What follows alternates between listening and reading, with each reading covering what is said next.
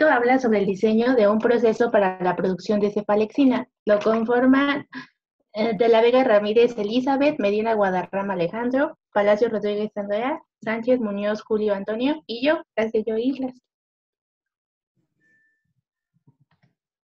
Ok, las cefalosporinas son antibióticos que forman parte de los grupos beta-lácticos que poseen un anillo beta-lactámico ligado a un anillo dihidrotiazínico, cuyo resultado es la constitución del núcleo CFM, núcleo básico de las cefalosporinas, que se derivan de las cefalosporinas. Y en el lado derecho de la pantalla se muestra la fórmula de la cefalexina, que es lo que se obtiene.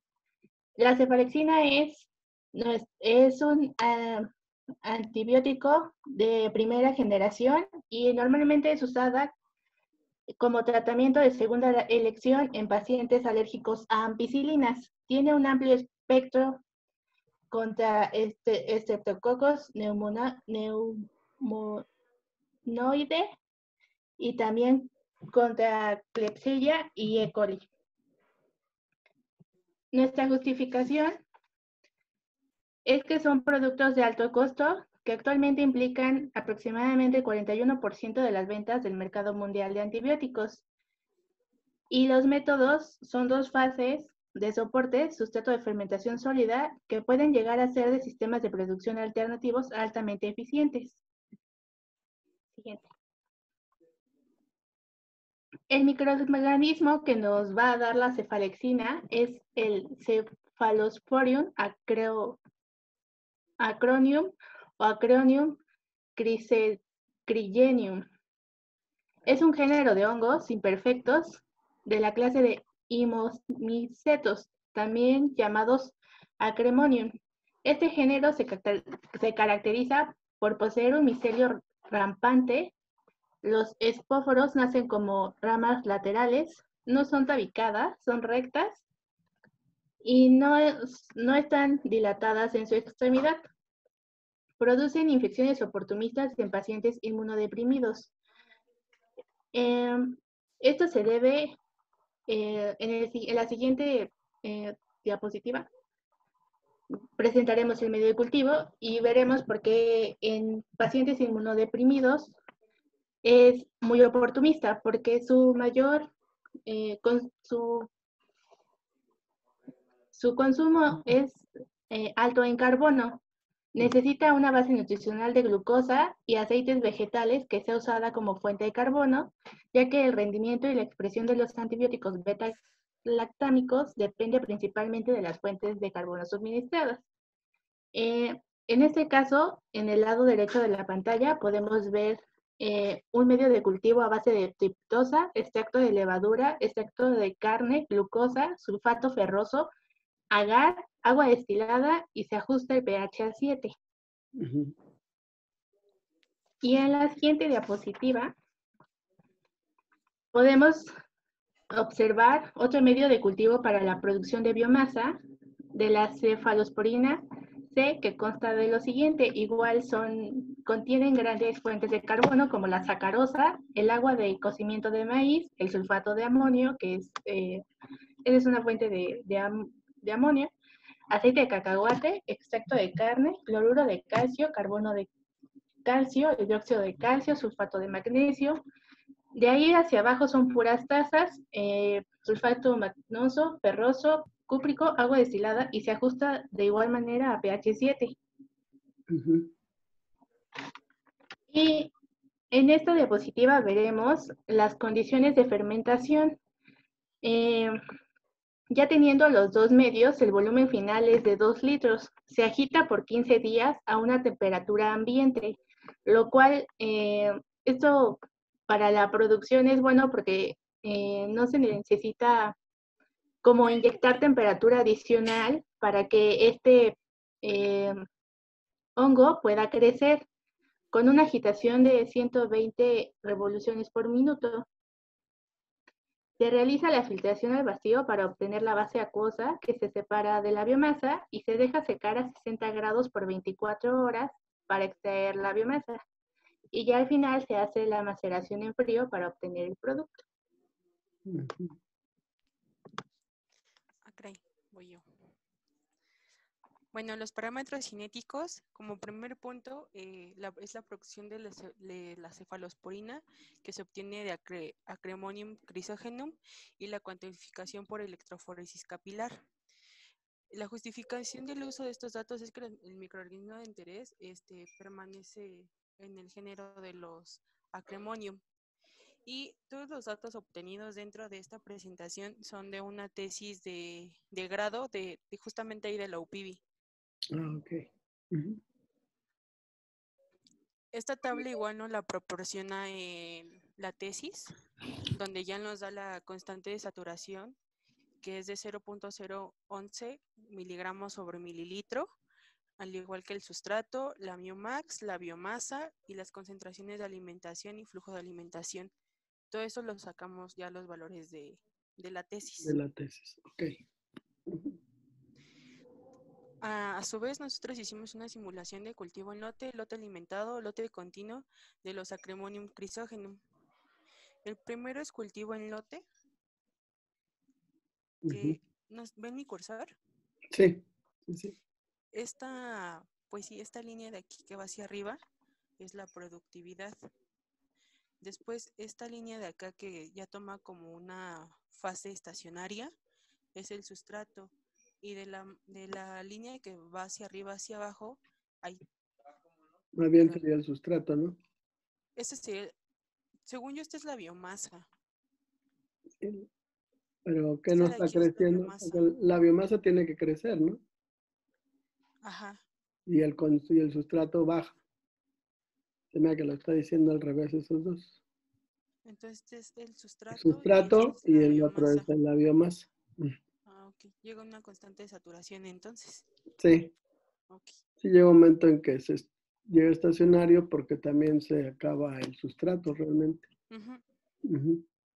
Entonces me confundí entonces al escribirlo. Sí. En la gráfica 2 encontramos un cultivo en lote alimentado. La línea que es como recta. Sí. Esa es nuestro volumen. Después esta de aquí que es como curva y después va hacia arriba, ese es nuestro sustrato. De igual manera, la de aquí es la biomasa y la de acá es la productividad. Nosotros vimos que la alimentación de sustrato genera rendimientos elevados en los microorganismos y en los productos, y el desarrollo de los en este lote alimentado, el desarrollo de los microorganismos es muy limitado. Y por último está el gráfico de cultivo continuo. Aquí para nosotros es como que el más aceptado, porque aquí, en esta parte de aquí, es nuestra formación del producto. Después esto sería nuestro sustrato y nuestra producción de biomasa. Se toma más en cuenta este gráfico porque es el más apto para obtener metabolitos secundarios como es las cefalosporinas. Sí, porque es un antibiótico, debe ser secundario. Exacto. Y pues esta, la parte de la única desventaja que existe en este cultivo continuo es que durante la producción puede haber contaminantes, entonces se tiene que tener una esterilización muy adecuada para que no exista alguna contaminación o agente externo para obtener nuestro metabolito secundario. Y aquí se muestran los resultados de productividad de los gráficos anteriores y como comentaba Andrea, el valor de producción más alto que se tiene es la producción de cultivo continuo, ya que en comparación a los resultados de producción en lote alimentado y producción en lote es menor. Lote alimentado y lote. La siguiente, por favor.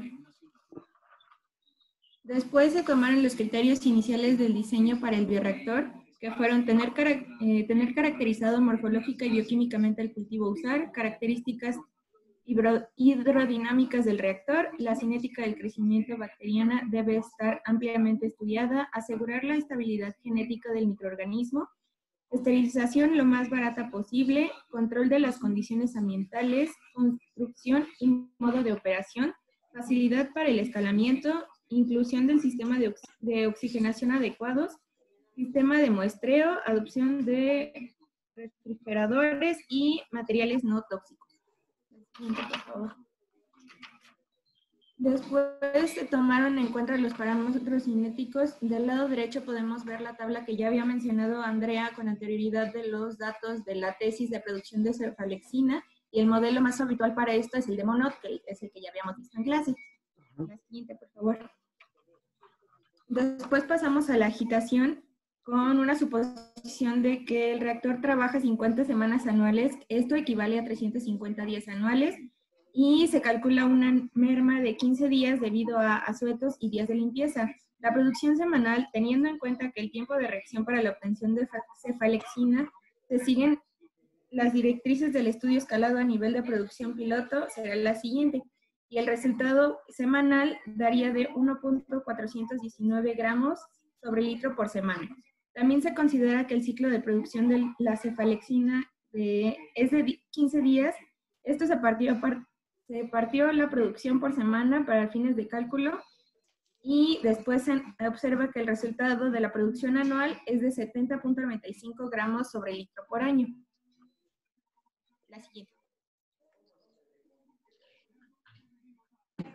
Perdón, bien, continuando con dentro de los parámetros cinéticos que tenemos que considerar, llega el volumen que se requiere para la producción estimada, ya que será, bueno, está ligado al volumen necesario para el funcionamiento óptimo del fermentador, el cual es aproximadamente de un 70% del volumen real, o sea, de dicha operación, y está estimado para un reactor batch.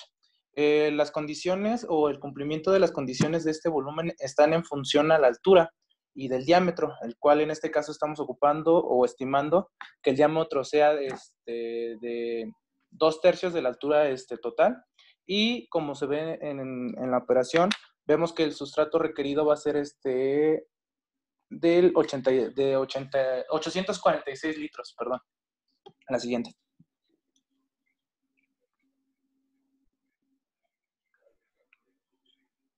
Bien, ya una vez que conocemos este volumen de operación necesario, vamos ahora a verificar el volumen para cilindro y así como para la cúpula. Como se muestra en la relación, necesitaremos 846 metros cúbicos, y una vez que se obtiene esto, vamos a determinar las variables de la altura y del radio total para dicho diseño, el cual corresponde a una altura de 133 centímetros, así como un diámetro de 90 centímetros. Siguiente, por favor. Bien, para las consideraciones del diseño del bioreactor, también sabemos que este tipo de diseños van ligados a las condiciones de operación que el cliente decida obtener, así como las condiciones y físico-químicas que tenemos del mismo proceso fermentativo. Una de las principales criterios que tenemos que considerar va a ser la conductividad, el coeficiente volumétrico de transferencia de oxígeno, así como la velocidad de agitación y aeración. Dentro de las variables que también podemos tener dentro de la implementación de dicho diseño, tendremos algunas como son la temperatura, presión, volumen, la producción de espuma, que es lo que muchas veces no queremos que se ejerza, así como tendremos que considerar las velocidades de agitación y del flujo que vamos a proporcionar, además de considerar si el flujo va a ser líquido o semilíquido, dependiendo de qué tipo de proceso fermentativo llevemos a cabo. Otra perdón, regresa tantito. Bueno, se me olvidaba decir también dentro de los parámetros químicos que debemos de considerar son el pH, el oxígeno disuelto, la producción de CO2 o no, y así como los derivados como el oxígeno disuelto, perdón. La siguiente, ahora sí. Bien, dentro de la elección geométrica tendremos que considerar Q, el cual corresponde a la potencia que tiene de intercambio el fluido. Como se ve en la relación de ecuación, vemos que U será el coeficiente global de transferencia térmica, así como A la área de intercambio, y finalmente la diferencia logarítmica de las temperaturas. Bueno, pues pasamos a la parte de aireación. en la cual debemos de recordar que la agitación que genera una mezcla deberá de ser homogénea, a partir de que el aumento de la velocidad de la transferencia se va a dar dentro del mismo. Esto nos recuerda que una adecuada velocidad de agitación va a dar un aumento a la producción del proceso, además de que favorece la suspensión de los sólidos. Por parte de la misma, el proporcionar una buena aireación nos permite dar una buena tasa de recuperación de dióxido de carbono, lo cual nos puede evitar excesivas tasas de flujo que pueden inducir a algún tipo de inundación de rotor o causar altos costos de operación, lo que normalmente representaría un porcentaje elevado en el consumo energético. Como vemos en la parte del cálculo, vemos aquí la relación y las conversiones necesarias para calcular en cuánto podría ser el litro sobre minutos que se estarían generando de aireación dentro del mismo, ¿no? Que para el caso de nuestro microorganismo es una tasa satisfactoria debido a que se da una muy buena oxigenación para nuestro coeficiente que se está dando en la entrada del mismo. Podemos pasar a la que sigue. Ahora, la gráfica que estamos viendo, que es la selección de impulsor según el régimen de Reynolds, nos dice una pequeña fórmula. Nosotros asumimos que en efecto va a ser en condiciones turbulentas debido al microorganismo que tenemos.